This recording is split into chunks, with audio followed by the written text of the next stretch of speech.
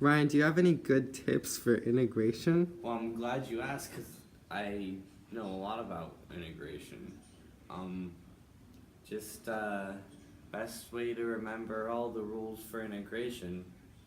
Take all the rules for deriving and just flip them upside down.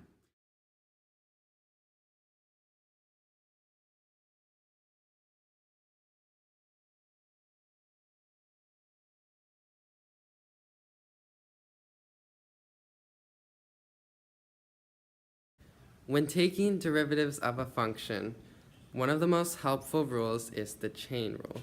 It's where you multiply the derivative of the inside function by the derivative of the entire thing. But when you do integrals, since integrals is the opposite of differentiation, you have to do what's known as the anti-chain rule. Ryan, can you show me what a chain looks like with your arms? Excellent, Ryan. So this is the general form for U sub or anti-chain rule. You're looking for your chain function as well as the derivative of the inside function here.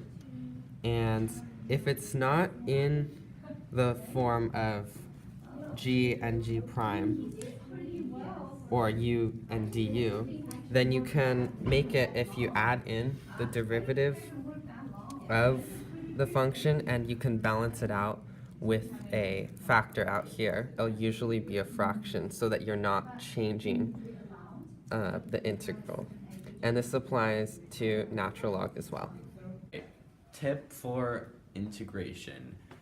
You want to know if you did it right, just make sure whatever you got will derive to the original function, right?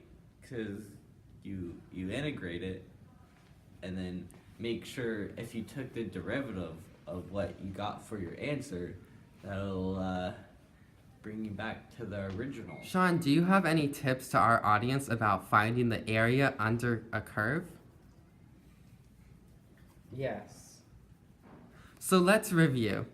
You find the area underneath the curve when you're given a definite integral. That means you look at the a and b limits on the squiggly sign and you determine how much area will be shaded in under the curve from point A to point B. And so what do you have to say, Sean, to our audience on how they can do that easier?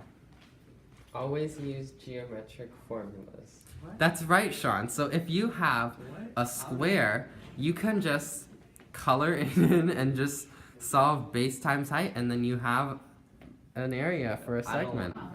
So here's an example of using area for definite integrals.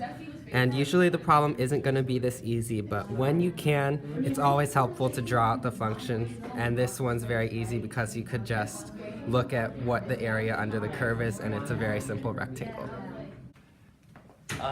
Function gives you, say there's a problem on a test and they ask you for the integral of the function. If it's like a absolute value or a straight line, you could just look at the graph and like find the area from the shape. Sometimes you don't even need to use calculus. You just, When you take a definite integral, you do not have to use a plus c because you have a set limits of integration. Definite integrals have a answer like one number, like it will be like 42 or something, while indefinite integrals usually turn into just another function. In AP Calculus, you will be given a lot of formulas to help you integrate functions. Write the formulas down on a sheet of paper to help you remember specifically what to do on a test. If you're asked for the total amount or the distance, then just integrate the given rate of change to solve.